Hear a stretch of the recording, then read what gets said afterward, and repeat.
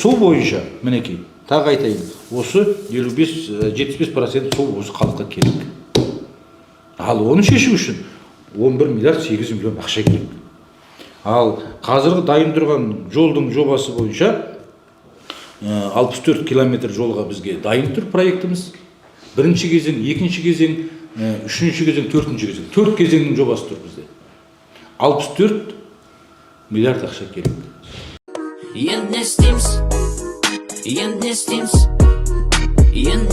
Ірі қалалардың маңайындағы ауылдардың пайда болғандарында міне бір жобалап айтсақ 10 жылдың ішінде пайда болып жатыр үлкен ауылдар. Мысалы бүгін өзіңіз басқарып отырған осы ауылда 50 мыңға таяу халық тұрады. Ол 50 мыңға таяу халық тұрады, бірақ ресми саны 50 мың емес. Сондықтан бөлінетін қаржы басқа, тұратын азаматтардың саны басқа, ауылға бөлініп жатқан. Негізі бұл шенеуніктердің кінәсі емес, осы жерді басқарып отырған әкімдердің кінәсі емес. Бюджет бөлінбей жатыр. Жаздың күні өзің білесің, бәке, жаздың күні шаңнан көз ашпайды. Қыстың күні қар тазалай алмайсың бұл жерде. Көктем келсе жаңа сумен алсамыз, ана адамдарды көріп, білесің ғой, былтыр көшеге шығып шуылдадық кісілер. Енді осының бәрі шешілу керек деп біз үкіметтің алдында жаңа мәселе қойып отырмыз. Шешілу керек. Өйткені бұл Астананы ал, Шымкентті ал, Алматыны ал, бұл осындай бүгін жағдай, осынша бұны көз жұмып қарап отырмау керек. Мына өздеріңіз сияқты аудан әкімшілігі, ауыл әкімдерінің осындай ашықтық танытып, қашқақтамай, осыған тікелей қарап, сұрақты шешуге кірісіп отырғандары, бұл жақсылық. Бұл жақсылық. Бұл қазір өзі үрдіс бар бір. Жақындаса жаңа қашып кететін шығар. Бұл мәселені айтпай, жоқ, журналистен қашады, болмаса басқалардан қашады. Бұны шешу керек ортақ.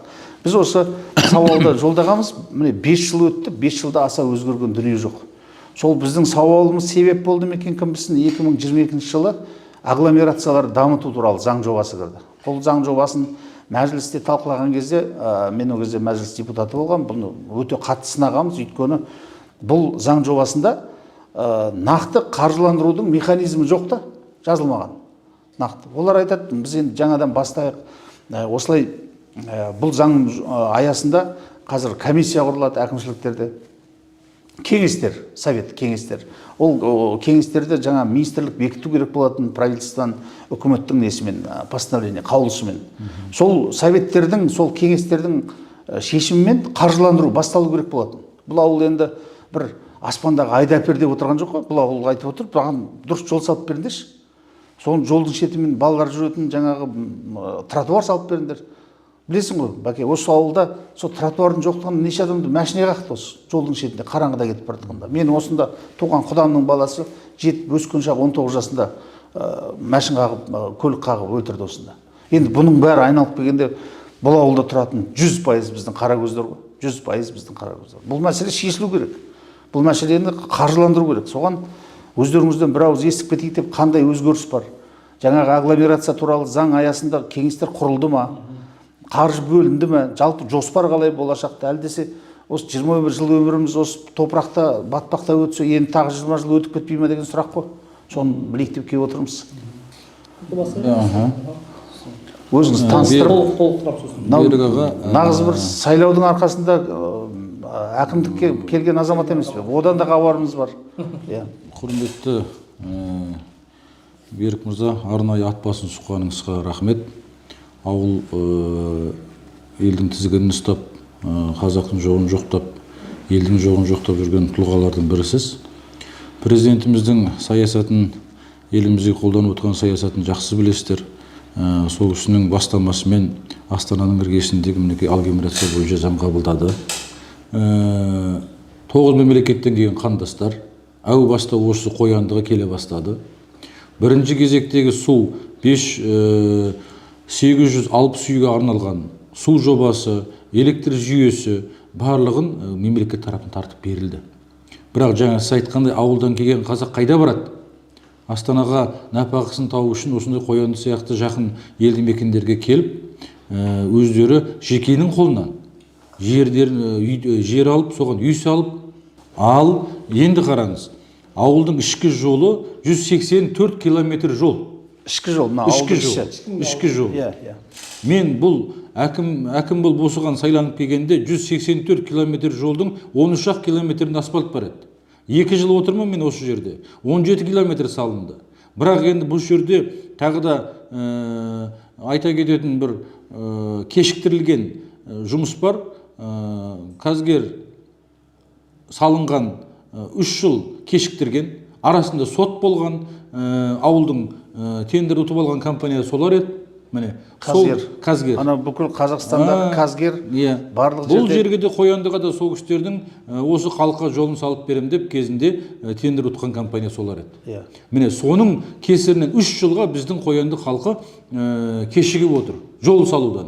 180 километр жолдың қазіргі ахуалы 31 километр жол салынды отыр біздің ауылда. 180 километрден 31 километр. Километр асфальт бар. Асфальт. Бірінші слой. Біз неге тротуар деп сөз айттыңыз жаңа? Бізге тротуарды машина жүреді, аяғы баттақ болмасын деп жатырмыз. Тротуар ол проекті бойынша толық аяқталған кезде ол салынады. Акты болды жасалған кезде.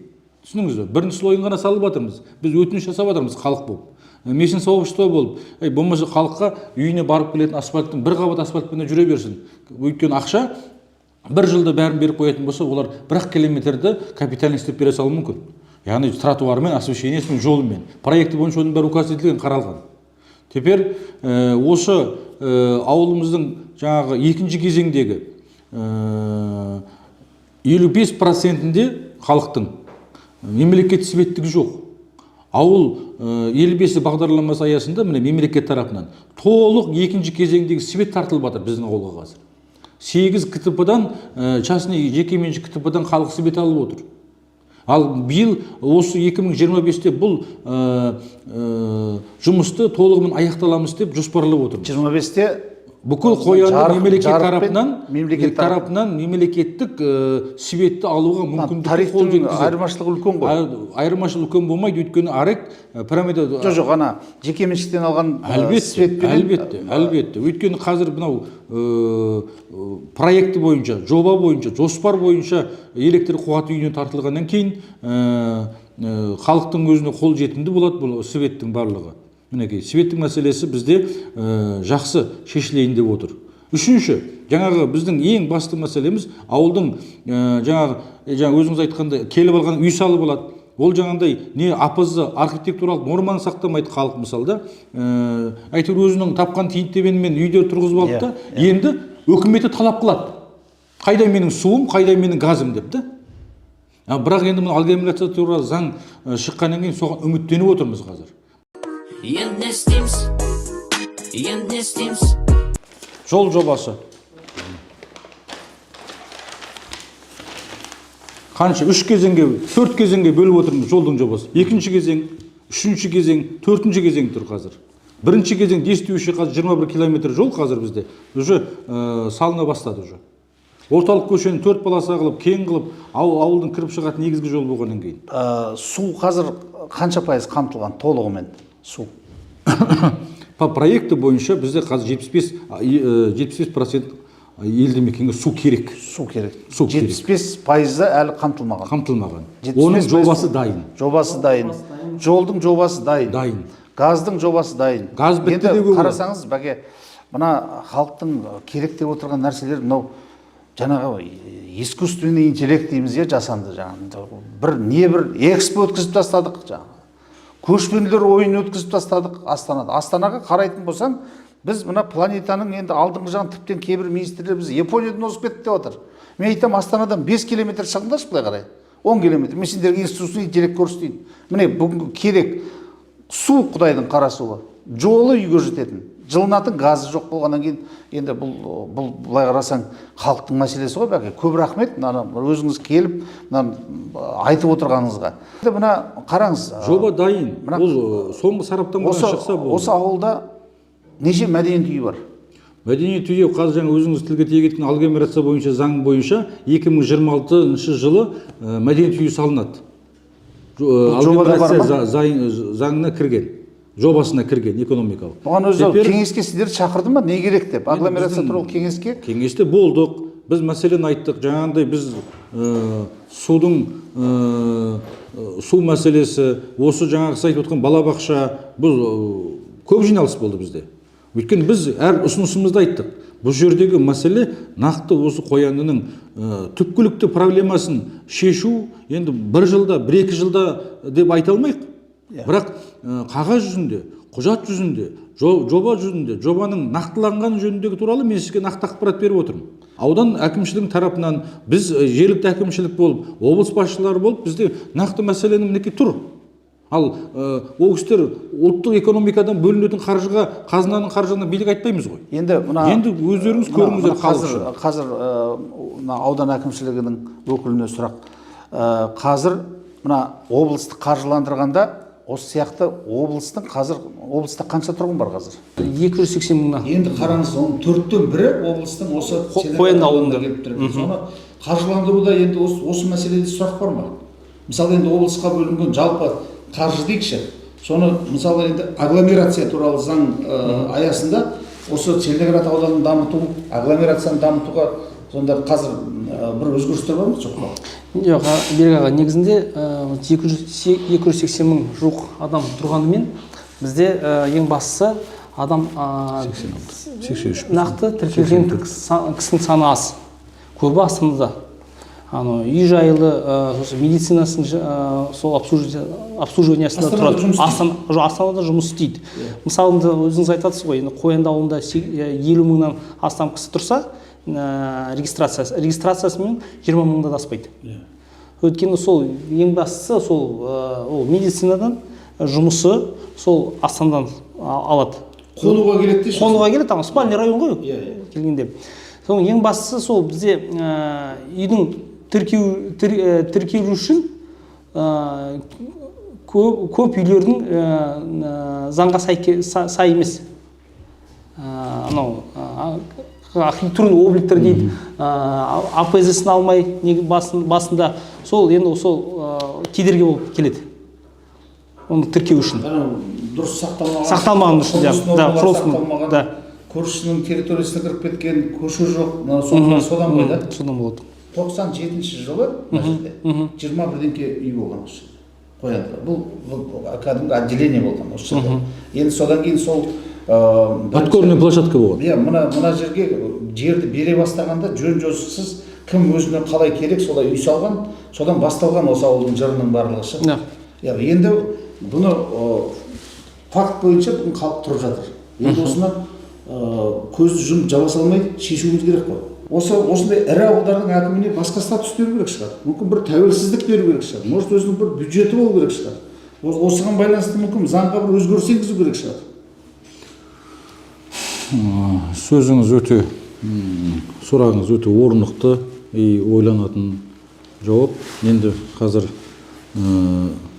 жұмыс жүйесін өзіңіз жақсы білесіз. Жаңа дұрыс айттыңыз, 3 ауданның халық тұрады. Бірақ халық әу баста заңды ешкім бұзуға хақысы жоқ. Заң білмегенді кешпейді. Бірақ сол халқымыз біздің де ойлану керек еді. Әу баста қазір біздің былтырғы өзіңіз айтыңыз жолды жапты тағы басқа. Сол кезде өзінің ауласында қарды шығармай өз суына өзі батқан кісілерді көрдік. Бірақ қарыз фундаментінің биіктігі. Бұның да қарауымыз керек. Одан кейін үйінің құжаты жоқ. Мынау жаңағы 5 мыңнан аса старайли болса біздің Қоянда 3036 ғана үйдің акті бодасы бар. Пайдалануға берілген. Бірақ қалғанның бәрін үйін салыну тұр, бірақ пайдалануға бермеген. Міне осыны облыс басшысының тікелей ықпалымен аудан әкімі мінекей өз қызметіне келгеннен кейін мораторийға қарамастан Қоянды ауылына сон ашу мәселесін қолға алды. Себебі халықтың өзіңіз білесіз, жан-жақтан келген ағайындар да тұрады осында. Аудан 75 шақырым жер бізден. Оған барып қайту, тағы басқа сұрақтар көп. Әйтеуір осы олқылықтың орнын толтыру үшін қазір мінекей әкімшіліктің ішінен аудан басшымыз арнайы сон ашып берді. Ал сол құжаттардың барлығы бұл жерде құжаттарын жасап алуға мүмкіндіктерін туып жатыр. Ауылда 3 мектеп бар. Өзіңіз білесіз. бір мектепте алғашқы мектебімізде 900 балаға арналған мектепте 3560 бала оқыды кезінде. Өзіңіз куәгерсіз оның. Одан екінші мектеп ашылды, о да аздық етіп жатыр. Үшінші мектеп биыл ашылды, о да аздық етеді. Өйткені халықтың көлемі мемлекет тарапынан бөлініп жатқан қамқорлықтың барлығы аздық етіп жатыр. Өйткені бұны өте үлкен көлемде қарауымыз керек. Өйткені жаңа 3 ауданның халқымен салыстырып өтсіз өзіңіз саясаткер ретінде да. Енді сараптап талқылайтын болатын болсақ, анализ жасайтын болсақ, сіздің сөзіңізге қосылуға болады. Бірақ біз енді ауыл әкімі бола тұрып, үлкен ірі сөздердің өзінің субординацияны сақтап сөйлегеніміз дұрыс болады. Сол себептен айтып отырмын мен. Енді сөзіңіз аузыңызда былай ғой. Бұл біз мысалы озық елдермен өзіміз салыстырған жақсы көреміз, Европа елдермен салыстыратын болсақ, мына агломерация деген Астананың түбінде тұрған ауылдар осы Астанаға жұмыс күшін береді, азық-түлік қауіпсіздігімен қамтамасыз етеді. Мына экономикалық аймақтардың барлығы осы жерде болу керек. Біздің осыдан 5 жыл бұрын жасаған сауалымызда соның бәрі айтылған болатын. Қаланың маңына қоршай бермей, осындай ауылдарға экономикалық аймақтар салайық, экономический зона. Үлкен экономикалық жобаларды осы ауылға түсірейік. Осы ауылдардың, мына қазақша айтқанда, қаланың жаңа отымен кіріп, күлмен шығып жүрген осы ауылдың кісілері, жасыл аймақта істейтін осы ауылдың азаматтары, қаланың күл қоқысын жинайтын тағы осы ауылдың азаматтары, тамақ апаратын да осы жерлер. Соны енді бұл жерде тек қана менің мәселемді шешіп бер деген дүние емес қой. Бұл көтеріп отырған мәселе өкінішке орай көп жағдайда естілмей қалады. Мына Астанадағы мәңгілік елдің асфальтын бір жылда 2 рет ауыстырады. Ал біз мына көшедегі жаңа 180 километрдің 30 километріне ғана тауып беріп отырмыз. Мысалы, ол деген әділдік емес. Біздің президент Қасым-Жомарт Тоқаев не деп айтты? Әділдік ол кісінің басқару жүйесінің өзегі болу керек болады. Әділдік деген бұл Қояндыда тұратын ауыл адамдары қаланың адамынан ешқандай кем емес. Олардың қаланың адамы қалай демалады, Қояндының адамы да солай демалу керек. Бұл жерде мысалы басқарып отырған қазір аудандарды басқарып отырған ауылда 200-300 адамы бар, ауылдар бар. Солардың да әкімдері сіз сияқты жалақы алып отыр. Сіздің қол астыңызда отырған бүгін басқа қарап отырған мына орысша айтқанда пороховой бочка дейді ғой отырған мына жер. Бұның үстіне бұл ауылдарда бір бай бағландар, болмаса мына жаңағы араб әмірлігінен үй алған кісілердің үйлері жоқ бұл жерде. Бұл жерде кәдімгі қарапайым азаматтар, мына қаладан үй алуға шамасы келмеген азаматтардың үйлері. Енді не істейміз? Бағана айтасыз ғой, экономический зона дейді. Енді аудан әкімінің тапсырмасымен бізде Қоянның кіреберісінде, зират тұрған жерінде пост өтіп тұрды. Соның 150 гектар жер бөлінді индустриальный зонаға. Так, оң жағы ма, сол жағы? Сол жағы. Сол жақ. Ана үйлер аткормящий бір салып қойған сол маңайда. Сол маңайында 150 гектар. Сол қазіргі таңда қазақ инвест Ақмола инвесттің тарапынан бізге сол инвесторларды шақыратырмыз сол жерге. Ең бастысы бізге сол инвестиция ғой. Инвестиция осы ауылға салсақ, соның біріншіден жұмыс орындары салығы түседі. Сол салыққа бағасы сосын балалардың площадкаларын саламыз, тағы да бір әлеуметтік объектілерін салуға осылай бір жол беріледі. Сол бана өз сөзінен естіп жатырмын, ең бастысы сол бізде экономический зонаны сол ашуына тоже бір өте биыл 2025-те бір үлкен жаңалық болды бізге. Региональный ғой. Региональный Ақмола облысы бойынша. Қазір бізде Ақмола ауданында, сосын бізде міне Целиноград ауданында аштық. Әділет жол, суында, электричествосында, сосын газында, сол мемлекет тарапынан. Қазір осы Қоянды талапкер айналып шыққан кезде бір 500 мыңға таяды халықтың саны, иә? Енді кіріп шығып жатқандар бар енді. Болмаса 500 болмаса да бір 300-ден асады ғой. Халықтың, өзіміздің ауданның бюджеті. Бұл енді бүкіл былтыр бар жоғы 55 миллион ғана берді. Биыл тағы да кішкене болса қосылып тұрмыз ақшамыз. Енді жаңағы экономикалық зонаның ашылуы біздің регионда осының барлығы сырттан инвесторлар келіп бюджетіміз көбейетін болса, бұл қиындықтың да шығып кетуге мүмкіндік. Өз бюджетімізді өзіміз асыра алатындай донор болып кетуімізге мүмкіндік болатын еді. Салық тіркеуіне тұрса, алар жаса. Салық түсетін еді, доходный часть. Жақсы, жігіттер, көп рахмет. Табыс. Мәжілісте отырған біздің Ақжол фракциясы сіздердің осы агломерация сұрағын соңына жеткізгенге дейін біз әлі күнге дейін көтере береміз. Өйткені бұл деген әлеуметтік әділдік.